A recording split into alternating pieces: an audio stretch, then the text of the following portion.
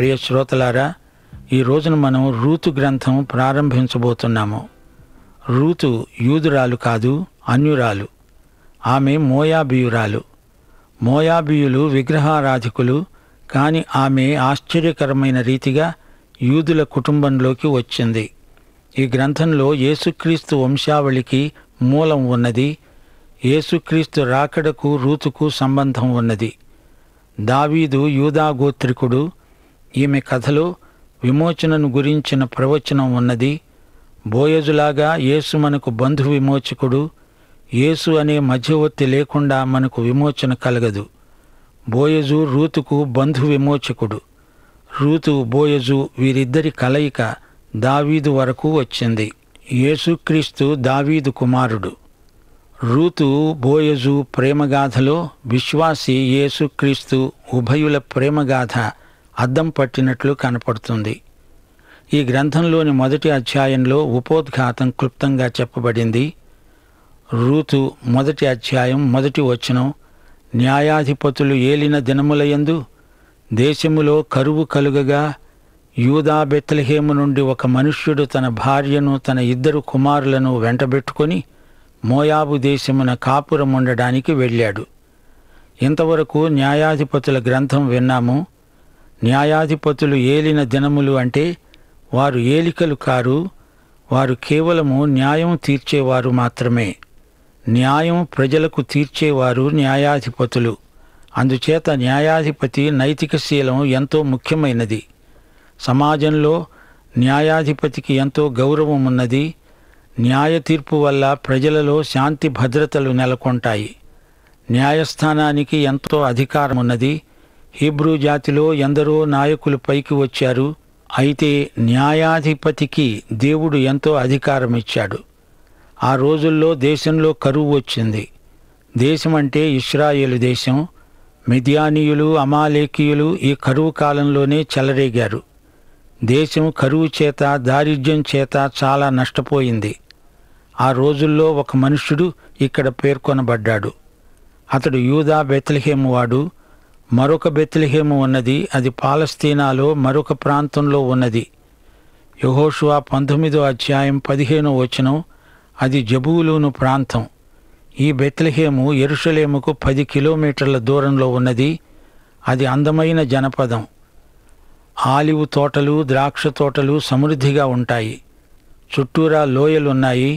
బెత్లెహేము అంటే రొట్టెల ఇల్లు. కాని అక్కడ కరువు వచ్చింది.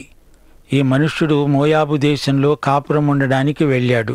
అంటే తాత్కాలికంగా అక్కడ నివాసం ఏర్పరచుకున్నాడు, ప్రవాసమున్నాడు. అంతేకాని అతడు అక్కడ స్థిరపడడానికి వెళ్ళలేదు. అతడు తన భార్యను 2 కుమారులను తీసుకువెళ్ళాడు. అది పరిమిత కుటుంబం. 2 కుమారులు, తల్లి, తండ్రి. అతడు మోయాబు గ్రామానికి వలసపోయాడు. రొట్టెల గృహంలో రొట్టెలే కరువయ్యాయి. తన పితరుల దేశాన్ని వదిలిపెట్టి వెళ్ళలేక వెళ్ళాడు. ఆ మనుష్యుని పేరు ఎలీమెలెకు, అనగా దేవుడే రాజు. అతని భార్య పేరు నయోమి, అనగా దేవుడు మధురమైనవాడు. దేవుడు రాజు. దేవుని స్వభావ గుణగణాదులు మధురమైనవి. ఈ భార్య భర్తల పేర్లు ఎంతో చక్కగా ధ్వనిస్తున్నాయి. వీరిద్దరి పేర్లలో దేవుడు ప్రతిఫలిస్తున్నాడు. అతని 2 కుమారుల పేరు మహలోను, కిల్యోను. ఈ 2 పేర్లు జంట పదాలుగా ధ్వనిస్తున్నాయి. అయితే వీరి పేర్లకు అర్థాలు అంత మంచివి కాదు. మహలోను అంటే జబ్బు మనిషి, కిల్యోను అంటే బలహీనుడు. ఈ 2 పేర్లు ప్రవచనాత్మకమైనవి. రోగాలను, బలహీనతలను పోగొట్టి స్వస్థపరిచేవాడు దేవుడే అనే అర్థం ఈ 2 పేర్లలో ధ్వనిస్తున్నది. మహలోను సున్నితమైన మనస్తత్వం గలవాడు. అలాగే కిల్యోను కూడా. 2 సాత్వికులు, మృదు స్వభావం గలవారు. వారు యూదా బెత్లెహేము వారైన ఎఫ్రాతీయులు. అనగా ఆ కుటుంబమంతా ఎలీమెలెకు, నయోమి, మహలోను, కిల్యోను. వీరందరూ ఎఫ్రాతీయులు, అనగా బెత్లెహేమీయులు. బెత్లెహేముకే ఎఫ్రాతా అని మరొక పేరు ఉంది. వీరందరూ మోయాబులో, అనగా మోయాబు గ్రామీణ ప్రాంతంలో తాత్కాలిక నివాసం ఏర్పరచుకున్నారు. వీరు పట్టణంలో ఉండడానికి ఇష్టపడలేదు. పొలాల్లో ఉన్నారు. ఎలీమెలెకు ఎందుకు ఈ దేశానికి వచ్చాడు? దీనికి కారణం చెప్పబడలేదు. అతడు బెత్లెహేమును విడిచి మోయాబుకు వెళ్ళి అక్కడే ఉండిపోదామని రాలేదు. నయోమి పెనిమిటి అయిన ఎలీమెలెకు చనిపోయిన తరువాత ఆమె 2 కుమారులు నిలిచి ఉన్నారు. తల్లి 2 కుమారులు మిగిలారు. తండ్రి ముందు పరలోకానికి వెళ్ళిపోయాడు. విడువబడిన కుటుంబం ఈ 3. వారు మోయాబు స్త్రీలను పెళ్లి చేసుకున్నారు. వారిలో ఒకదాని పేరు ఓర్పా, రెండవ దాని పేరు రూతు. మహలోను, కిలియోను మోయాబు స్త్రీలను పెండ్లాడారు. వీరు ఇశ్రాయేలీయులై ఉండి మోయాబీయురాండ్రను పెండ్లాడవచ్చునా? ఈ వాక్య భాగంలో వీరు చేసిన ఈ పనిని దేవుడు ఆమోదించినట్లుగాని ఖండించినట్లుగాని చెప్పబడి ఉండలేదు.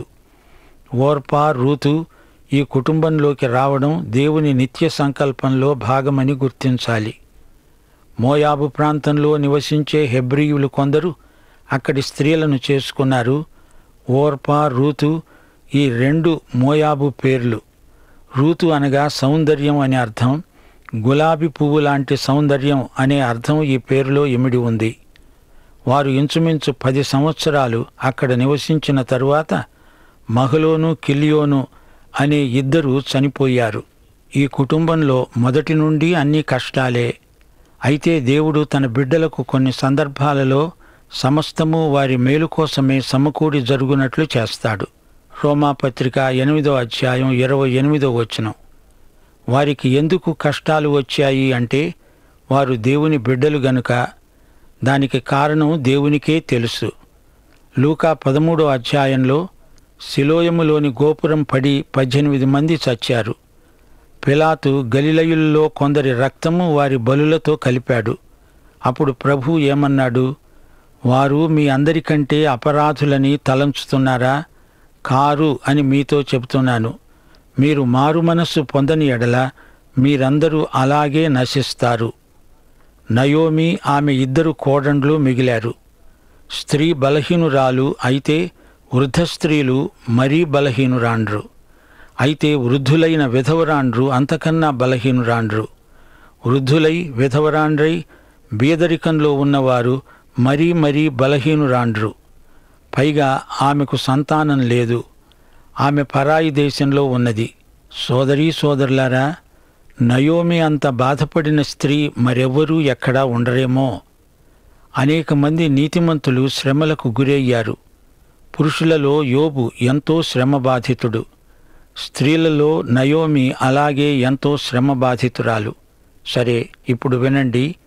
ఈ 5 వచనాలలో ఎన్నో సంగతులు చెప్పబడ్డాయి. పరిశుద్ధాత్మ ఈ గ్రంథంలో మొదటి 5 వచనాలలో 10 సంవత్సరాల చరిత్రను పొందుపరిచాడు. న్యాయాధిపతుల కాలమది. ప్రజలు దేవునికి దూరమైపోతున్నారు. నైతిక భ్రష్టత్వం దాపురించింది. దేవుడు వారికి న్యాయాధిపతులనిచ్చాడు. అలాంటి రోజుల్లో రూతు గాథ మనకెంతో ఆదరణ కలిగిస్తుంది. బెత్లెహేము అనగానే మనకు క్రిస్మస్ జ్ఞాపకం వస్తుంది. యేసుక్రీస్తు బెత్లెహేము శిశువు. అది యేసు పుట్టిన ఊరు. కీర్తన 108 9వ వచనం. దేవుడన్నాడు, మోయాబు నేను కాళ్ళు కడుక్కునే పళ్ళెం. అనగా మోయాబు దేవుని చెత్త కుండి. రొట్టెల గృహంలో నుంచి చెత్త కుండీలోకి వచ్చారు. తప్పిపోయిన కుమారుడు పరాయి దేశానికి వెళ్ళాడు. అక్కడ పందిపొట్టుకు ఆశపడ్డాడు. కరువుకు భయపడి వీరు వచ్చారు. అబ్రహాము అదే పని చేశాడు. కరువు వచ్చినప్పుడు ఈజిప్టుకు వెళ్ళాడు. 10 సంవత్సరాలలో ఎన్నెన్నో కష్టాలొచ్చాయి. తప్పిపోయిన కుమారుడు తిరిగి వచ్చాడు. అలాగే వీరు కూడా తిరిగి బెత్లెహేముకు వెళుతారు. తిరిగి వచ్చిన తరువాత తప్పిపోయిన వాడు అని తండ్రి కుమారుణ్ణి గద్దించలేదు. ఆ సంగతే మరచిపోతాడు. ఎలీమెలెకు కుటుంబంలోని అనుభవాలు దేవుని నిత్య సంకల్పంలో యేసు ప్రభు జన్మను పురస్కరించుకొని దేవుడే అలా జరగనిచ్చాడు. దూరదేశంలో కష్టాలుంటాయి. ప్రియ శ్రోతలారా, 1 యోహాను 5వ అధ్యాయం 16వ వచనం ఏమంటోందో విన్నారా? మరణకరమైన పాపము కలదు. కాని నయోమి విషయంలో అది మరణకరమైన పాపము కాదు. వీరి సమస్య వేరు. అననీయ సప్పీరాలు మరణకరమైన పాపం చేశారు. ఎందుకనగా వారు పరిశుద్ధాత్మకు అబద్ధం చెప్పారు. ఓర్పా, రూతు అన్యురాండ్రు. వారిని పెళ్లాడడం ధర్మశాస్త్ర ప్రకారం నేరమే. అయినా దేవుడు రూతును ఆశీర్వదించాడు. అది ఆయన నిత్య సంకల్పం. ఓర్పా అనే పేరుకు అర్థం లేడి. యేసుక్రీస్తు శరీరరీతిగా దావీదు గోత్రంలో జన్మించాడు. బోయజు, రూతులు దావీదు వంశానికి మూల వ్యక్తులు. ముందుగా తన కోసం నిన్నెన్నుకున్నాడు, జగతికి రూపు లేనప్పుడు. ముందుగా తన కోసం నిన్నెన్నుకున్నాడు, జగతికి రూపు లేనప్పుడు. పరిశుద్ధ పాత్రగా నిన్ను వాడుకోవాలని, పరిశుద్ధ పాత్రగా నిన్ను వాడుకోవాలని తల్లి గర్భమందే నీపై ఆశ పెట్టుకున్నాడు. తల్లి గర్భమందే నీపై ఆశ పెట్టుకున్నాడు. పేరు పెట్టి పిలిచాడు యేసయ్యా, చేయి చాపి నిలిచాడు యేసయ్యా. నీ పేరు పెట్టి పిలిచాడు యేసయ్యా, తన చేయి చాపి నిలిచాడు యేసయ్యా.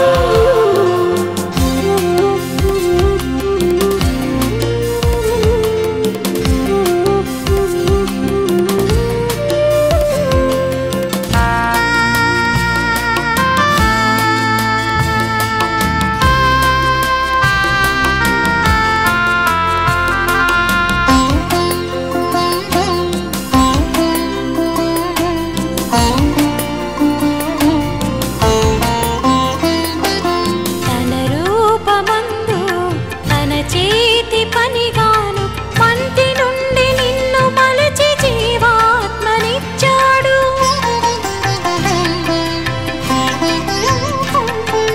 తన రూపమందు తన చేతి పనిగాను మంటి నుండి నిన్ను మలచి జీవాత్మనిచ్చాడు.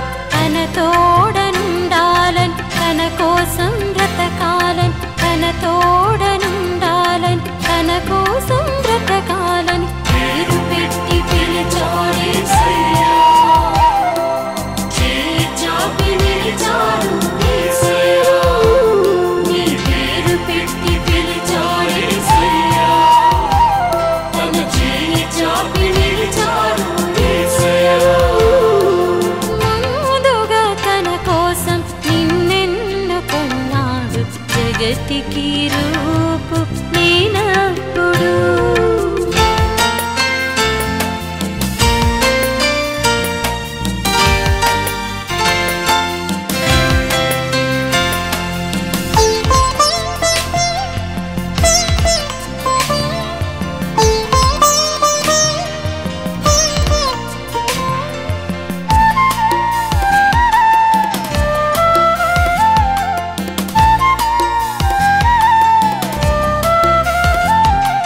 సుందరమగు ద్రాక్షావనిగా నాటుకున్నాడు, అనుక్షణము గమనించి కాపు కాయుచున్నాడు.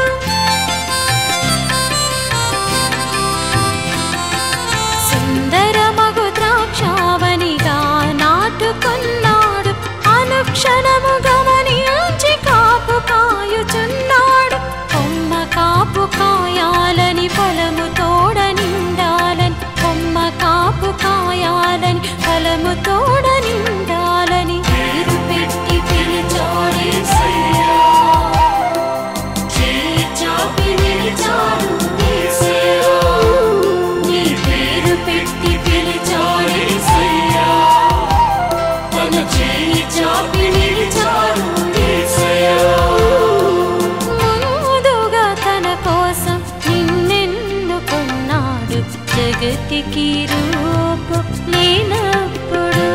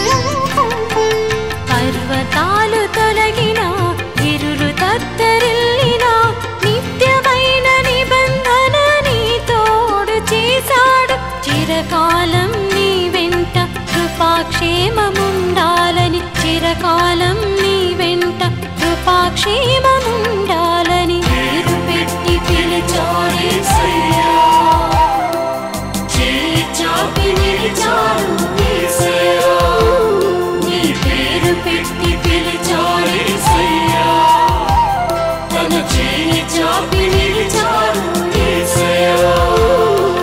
ముందుగా తన కోసం నిన్నెన్నుకున్నాడు, జగతికి రూపు లేనప్పుడు. ముందుగా తన కోసం నిన్నెన్నుకున్నాడు, జగతికి రూపు లేనప్పుడు. దేవుడు కష్టాలు రానిస్తాడు. ఈ కుటుంబానికి వచ్చిన కష్టాలన్నీ యేసుక్రీస్తునందు గొప్ప ఆశీర్వాదంగా పరిణమించాయి. సోదరీ సోదరులారా, రూతు గ్రంథాన్ని గురించిన కొన్ని మాటలు వినండి. మానవ హృదయంలో నుండి బయటికి వచ్చిన చరిత్రలోని ఒక అధ్యాయమే రూతు గ్రంథం. ఈ గ్రంథము న్యాయాధిపతుల గ్రంథానికి కొనసాగింపు. న్యాయాధిపతుల గ్రంథంలో యుద్ధాలు, సైన్యము, యుద్ధవీరులు, దౌర్జన్యం, హత్య మొదలైనవి చూచాము. కానీ ఈ గ్రంథం అలాంటిది కాదు. ఈ గ్రంథంలో కుటుంబం, ప్రేమ, అనురాగం, ఆప్యాయత ఉన్నాయి. కుటుంబ జీవితాన్ని గురించిన ఉత్తమ గ్రంథం ఇది. అంతేకాదు, ఇశ్రాయేలు జాతి, మోయాబు జాతి, వీటన్నిటినీ మించి జాతులకు అతీతమైన మానవతామహితమైన అంతఃకరణలు ఈ గ్రంథంలో ఉన్నాయి. పాత నిబంధన మొత్తంలో ఇలాంటి గ్రంథం మరొకటి లేదు. ఇందులో జాతీయ సంకుచిత దృక్పథాన్ని అధిగమించిన ఉద్రేకాలున్నాయి. ఏ జాతి అయినా దేవునికి భయపడే వారిని ఆయన చేరదీస్తాడు. ఈ గ్రంథంలో రూతు ఉత్తమ ఇల్లాలు, యెహోవాను ప్రేమించిన అన్యురాలు. ఆమె హీబ్రూ కుటుంబంలోకి వచ్చింది. ఆమె పేరు యేసుక్రీస్తు వంశావళిలో చేర్చబడింది. ప్రియ శ్రోతలారా, ఈ గ్రంథాన్ని రాసిందెవరో మనకు తెలియదు. కొందరు అనుకుంటారు సమూయేలు రాసి ఉండవచ్చు అని. నయోమి జన్మస్థలం బెత్లెహేము. ఈ గ్రంథం అక్కడే రాయబడి ఉండవచ్చు. ఒకవేళ దావీదు పరిపాలనా కాలంలో ఈ గ్రంథ రచన జరిగి ఉండవచ్చు. ప్రేమ, విశ్వసనీయత, ఈ రెండు సుగుణములు ఈ గ్రంథంలో ప్రముఖ పాత్ర వహిస్తాయి. రూతు నయోమికి విశ్వసనీయురాలైన కోడలు. రూతు, బోయజు వీరి పరస్పర ప్రేమ వర్ణనాతీతం. ఇద్దరూ దేవుణ్ణి ప్రేమించిన వ్యక్తులు. సాంస్కృతికంగా యూదజాతి కలవరంలో ఉన్న రోజులవి. నయోమికి ఆదరణ, మెస్సియా రాకడ ప్రవచనానికి నెరవేర్పు. బోయజు రూతుల వివాహంలో మనకు కనిపించే అద్భుతమైన లక్షణాలు ఇవన్నీ. రూతు గాథలో స్వార్థరహితమైన దైవ ప్రేమ ఎలా ఉంటుందో మనం నేర్చుకోవచ్చు. తన అత్త వృద్ధురాలు. ఆమెకు ఎట్టి కష్టము కలగకుండా తాను ఆమె పోషణ విషయమై బాధ్యత వహించింది. బోయజు సానుభూతి, దయ, పరోపకార బుద్ధి ప్రశంసనీయమైనవి. నేటి తరానికి రూతు కథ గొప్ప నీతిని ప్రబోధిస్తుంది. క్రైస్తవ విశ్వాసులమైన మనం రూతుగాథలోని వ్యక్తులను ఆదర్శంగా తీసుకోవచ్చు. నయోమి వంటి అత్త, రూతు వంటి కోడలు, బోయజు వంటి భర్త మన హృదయాలలో మెదులుతూనే ఉంటారు. అలాంటి వ్యక్తులు నేటి సంఘానికి కావాలి. దేవుని ఆత్మ అలాంటి వ్యక్తులను సంఘ నాయకత్వం కోసం సిద్ధపరచాలి. న్యాయాధిపతుల పరిపాలన నేపథ్యంలో ఈ చరిత్ర జరిగింది. ఈ గ్రంథంలో బోయజు విశ్వాసవీరుడు, రూతు విశ్వాస వీరనారి. న్యాయాధిపతుల గ్రంథములో లాగా యుద్ధాలు, రాజకీయాలు ఇందులో లేనే లేవు. మా ప్రియ శ్రోతలు ఒక పరమ సత్యాన్ని గ్రహించాలి. ఈ గ్రంథం పరోక్షంగా దావీదు రాజును పరిచయం చేస్తుంది. దావీదు రూతు బోయజుల వివాహానికి ఫలమే. సామాన్య ప్రజల ద్వారా ఇశ్రాయేలుకు మాత్రమే కాక లోకమంతటికి ఎంతో మేలు కలిగింది, ఆశీర్వాదం చేకూరింది. దేవుని హస్తమే ఈ కథను నడిపించింది. ఈజిప్టు నుండి ఇశ్రాయేలీయులను వాగ్దత్త భూమికి నడిపించిన యెహోవా హస్తమే బోయజు దంపతులపైన ఉండి ఆశీర్వదించింది. మత్తయి శుభవార్త 1వ అధ్యాయం 5వ వచనంలో పేర్కొనబడిన వంశవృక్షంలో నయస్సోను సల్మానును కన్నాడు. సల్మాను రాహాబునందు బోయజును కన్నాడు. బోయజు రూతునందు ఓబేదును కన్నాడు. ఓబేదు యెష్షయిని కన్నాడు. యెష్షయి దావీదును కన్నాడు. యేసుక్రీస్తు దావీదు కుమారుడు. ప్రియ శ్రోతలారా, గమనించండి. యేసుక్రీస్తు వంశావళిలో తామారు, రాహాబు, రూతు, మరియా అనే 4 మహిళల పేర్లు ఉన్నాయి. ప్రభువు మహిళలను ఎంతో ఆశీర్వదించాడు. సోదరీ సోదరులారా, ఈ పాఠంలో నయోమి కుటుంబంలో 3 మరణాలు సంభవించాయి. అయితే క్రీస్తునందు మనకు పునరుత్థానమున్నది, నిత్య జీవమున్నది. మా శ్రోతలు జ్ఞాపకం ఉంచుకోవాలి, అది బెత్లెహేము జనపదం. అక్కడ నుండి ఒక కుటుంబం బయలుదేరుతోంది. ఆ కుటుంబం మోయాబు దేశానికి వెళ్ళింది. అక్కడ వారు కొంతకాలం ఉన్నారు, ఇంచుమించు 10 సంవత్సరాలు. అది ఒక మంచి కుటుంబం, భక్తిగల కుటుంబం. వారు యెహోవానే ఆరాధిస్తారు, ఇంటిలో ప్రతిరోజు ప్రార్థన చేసుకుంటారు. ఆ కుటుంబాన్ని గురించి ఆ దేశంలో మంచి సాక్ష్యం ఉంది. ఆ సాక్ష్యాన్ని బట్టి 2 స్త్రీలు, ఓర్పా, రూతు అనేవారు ఆ కుటుంబంలోకి రావడం జరిగింది. వారిద్దరూ కూడా దేవుణ్ణి ప్రేమించిన బిడ్డలే. అందుకే ఆ కుటుంబంలోకి రావడానికి ఇష్టపడ్డారు. ఆ కుటుంబంలోకి వచ్చిన తరువాత ఆ కుటుంబంలో కొన్ని జరగకూడని సంఘటనలు జరిగాయి. మరణాలు ప్రాప్తించాయి. గృహ యజమాని చనిపోయాడు. ఆ తరువాత ఆ 2 యువకులు చనిపోయారు. ఆ కుటుంబంలో మిగిలిన వారు స్త్రీలు. ఆ 3 దేవునికి ఎంతో ప్రార్థన చేసి ఉండవచ్చు. ఇంతలో వారికి కబురొచ్చింది. వారు తిరిగి తమ స్వదేశానికి వెళ్ళిపోతారు.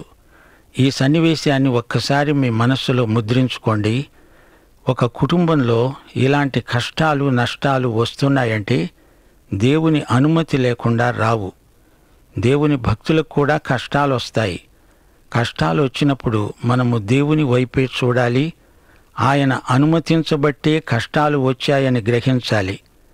అదే అపోస్తలుడైన పౌలు రోమాపత్రిక 8వ అధ్యాయం 28వ వచనంలో స్పష్టంగా చెప్పాడు. దేవుణ్ణి ప్రేమించే వారికి, అనగా ఆయన సంకల్పం చొప్పున పిలువబడిన వారికి సమస్తము వారి మేలు కోసమే సమకూడి జరుగుతుంది అని మనము నమ్ముతున్నాము. సమకూడి జరుగుతుంది అంటే దేవుడు జరిగిస్తాడు అని అర్థం. సమస్త సంఘటనలు ఆయనే జరిగిస్తాడు. దేవుని ప్రేమించే వారికి దేవుడిచ్చిన గొప్ప అవకాశం ఇది, అనుభవం ఇది. ఈ విషయాలు మీరు మనస్సులో పదిలపరుచుకోండి. ప్రార్థన చేసుకుందాం. పరిశుద్ధుడైన మా పరమ తండ్రి, ఈ రోజున మేము విన్న పాఠములో కొందరు వ్యక్తులను గురించి మీరు మాకు పరిచయం చేశారు. ఆ వ్యక్తులందరూ నీకు చెందిన బిడ్డలు. కుటుంబంలో కష్టాలు, నష్టాలు వచ్చాయి. దూరదేశానికి వెళ్ళిపోయారు. ప్రభు, అలాగే మేము కూడా ఈ లోకములో ఉన్నాము. మాకు ఎన్నో కష్టనష్టాలు రావచ్చు. అయితే నీ యందు మాకున్న విశ్వాసాన్ని బట్టి వాటిని మేము సహించగలం.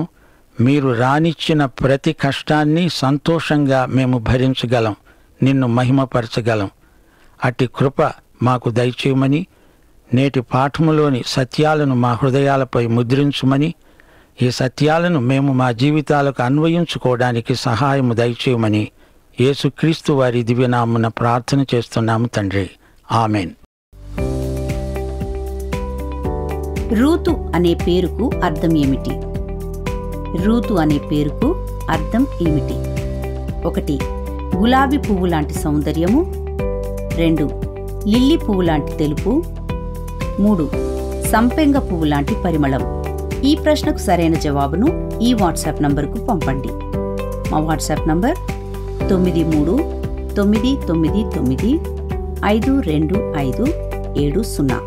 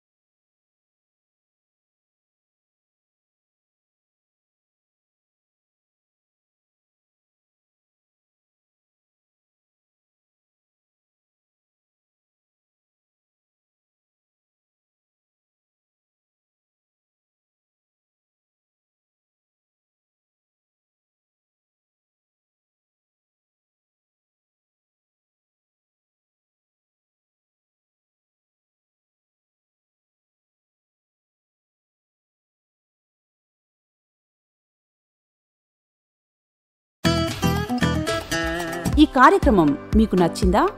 అయితే వెంటనే మిస్డ్ కాల్ ఇవ్వండి. బహుమతి పొందే విజేత మీరే కావచ్చు.